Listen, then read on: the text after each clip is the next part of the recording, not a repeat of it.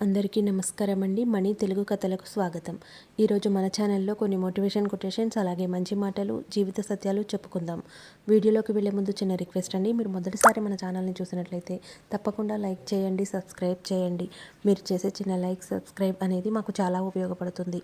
తప్పకుండా చేస్తారని ఆశిస్తున్నాను. ఇప్పుడు వీడియోలోకి వెళ్దాం. వీలున్నప్పుడు మాట్లాడేవారి కంటే వీలు చేసుకొని మరీ మాట్లాడేవారికి ప్రేమ ఎక్కువ ఉంటుంది. అలాంటి వారిని దూరం చేసుకోకూడదు. విజయాన్ని సాధించాలనే లక్ష్యం నీకు ఉన్నప్పుడు ఆ లక్ష్యంపై పూర్తి ఏకాగ్రత సారించు. నీ లక్ష్యం నెరవేరుతుంది. ఇతరులపై కోపగించుకోవడం అంటే ఇతరుల పొరపాట్లకి మనపై మనం ప్రతీకారం తీర్చుకోవడం.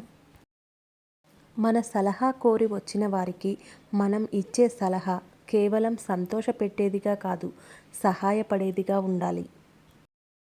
కొన్ని జ్ఞాపకాలను మరచిపోయి బ్రతకడం ఎంత కష్టమో, కొన్నింటిని గుర్తుంచుకొని బ్రతకడము అంతే కష్టం. ఉన్నది ఉన్నట్లుగా ముఖంపై మాట్లాడేవారు ఎప్పుడూ మోసం చెయ్యరు. భయపడాల్సింది తీయగా మాట్లాడేవారి గురించే. గతం గురించి ఆలోచించొద్దు, కన్నీరొస్తుంది. భవిష్యత్తు గురించి ఆలోచించొద్దు, భయం వేస్తుంది. చిరునవ్వుతో వర్తమానాన్ని ఆస్వాదించు. సంతోషం మీ సొంతమవుతుంది. జ్ఞానంతో చెప్పేవాడి మాట వినకపోయినా పర్వాలేదు, కానీ అనుభవంతో చెప్పేవారి మాట ఖచ్చితంగా వినాలి. నాకు సంతోషం కావాలి అని ఒకరు బుద్ధుడిని అడిగారంట. అప్పుడు బుద్ధుడు, మొదట నాకు అనే అహాన్ని వీడు, తర్వాత కావాలి అనే ఆశను వదులు, ఇక అంతా సంతోషమే అని చెప్పారట. బిచ్చగాడిలా ఎవరినీ ఏదీ అడగకు, అర్హతను సంపాదించుకో. నీకు అందాల్సింది తప్పకుండా నీ చెంతకు చేరుతుంది. చెవులతో మాత్రమే విని కళ్ళతో చూడని ఏ విషయాన్ని గుడ్డిగా నమ్మేయకండి. ఒకవేళ నమ్మినా ఆ విషయాన్ని ఎవరితోనూ పంచుకోకండి. ఎందుకంటే కొందరు దురుద్దేశంతో పుట్టించిన పుకార్లు బంధాలను దూరం చేస్తాయి.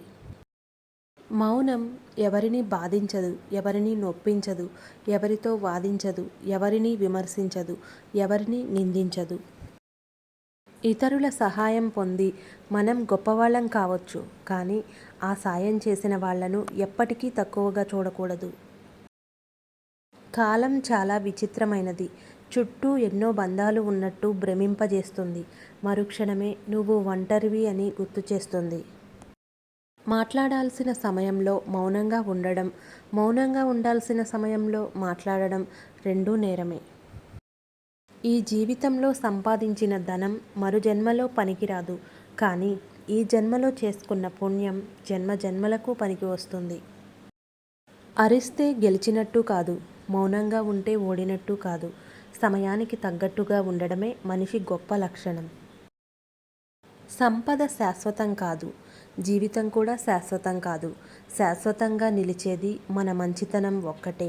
ఈ వీడియో కనుక మీకు నచ్చినట్లయితే లైక్ చేయండి, షేర్ చేయండి, సబ్స్క్రైబ్ చేయండి. Thanks for watching. మళ్ళీ మరొక చక్కటి వీడియోతో కలుద్దాం.